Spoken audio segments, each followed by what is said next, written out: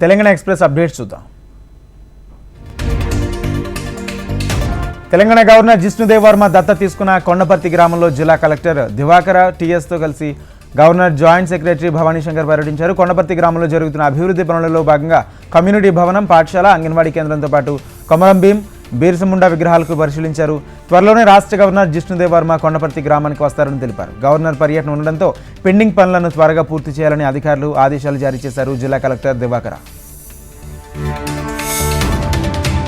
BC కులగణన, SC వర్గీకరణ అసెంబ్లీలో తీర్మానం చేయడం పట్ల హనుమకొండ జిల్లా పరకాల కాంగ్రెస్ శ్రేణులు హర్షం వ్యక్తం చేస్తూ సీఎం, డిప్యూటీ సీఎం చిత్రపటాలకు పాలాభిషేకం నిర్వహించారు.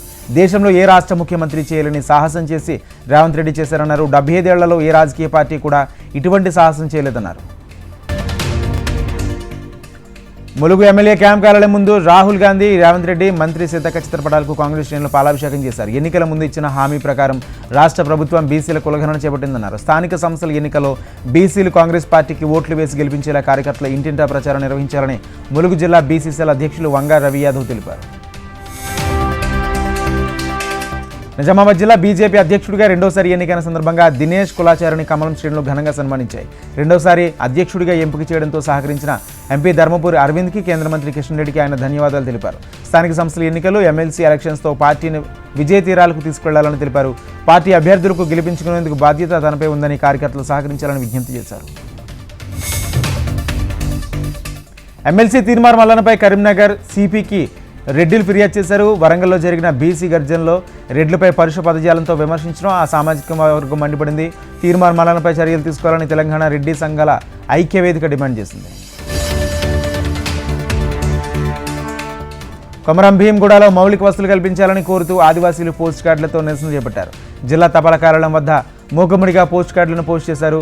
ముందుగా పోస్ట్ బాక్స్లో ఆదివాసీ సాంప్రదాయ ప్రకారం పూజలు నిర్వహించారు. ప్రధాని మోడీ, సీఎం రేవంత్ రెడ్డి, హైకోర్టు ప్రధాన న్యాయమూర్తి, ఎస్టీ కమిషన్ చైర్మన్తో పాటు తదితరులకు ఉత్తరాలను పంపించారు. కొమరం భీంగూడలోని ఆదివాసీలు తీవ్ర ఇబ్బందులు పడుతున్నారని, కాలనీలో విద్యుత్, నీటి సౌకర్యం కల్పించాలని డిమాండ్ చేశారు. ఆదివాసీల సమస్యలపై ప్రభుత్వాలు స్పందించాలన్నారు.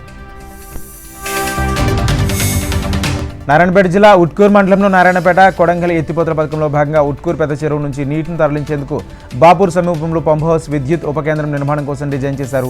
రెవెన్యూ, నీటిపారుదల శాఖ అధికారులు ఆధ్వర్యంలో బాపూర్ శివార్లో భూసేకరణ, మట్టి నమూనా పరీక్షలు చేసి సర్వే నిర్వహించారు.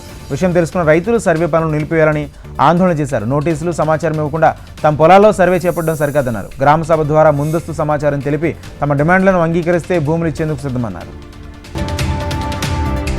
వరంగల్ జిల్లా రాయబర్తిలో ఎండు గంజాయిని పోలీసులు స్వాధీనం చేసుకున్నారు. బస్టాండ్ సమీపంలో అనుమానాస్పదంగా తిరుగుతున్న ఒక వ్యక్తిని పోలీసులు అదుపులోకి తీసుకుని అతని వద్ద ఉన్న బ్యాగ్ను తనిఖీ చేశారు. అందులో సుమారు 2 కిలోల గంజాయిని పోలీసులు స్వాధీనం చేసుకున్నారు. బీహార్కు చెందిన వ్యక్తి ఖమ్మం నుంచి వరంగల్ వైపు ఆర్టీసీ బస్సులో వెళుతుండగా రాయబర్తి వద్ద పోలీసులు అదుపులోకి తీసుకున్నారు.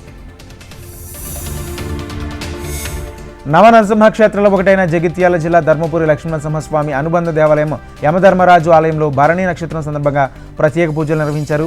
స్వామివారికి రుద్రాభిషేకం, మన్యసూక్తం, ఆయుషోక్తంతో అభిషేకం, ఆయుష్ హోమం చేపట్టారు ఆలయ అర్చకులు. భక్తులు పెద్ద ఎత్తున స్వామివార్లను దర్శించుకుని పూజలు నిర్వహించారు.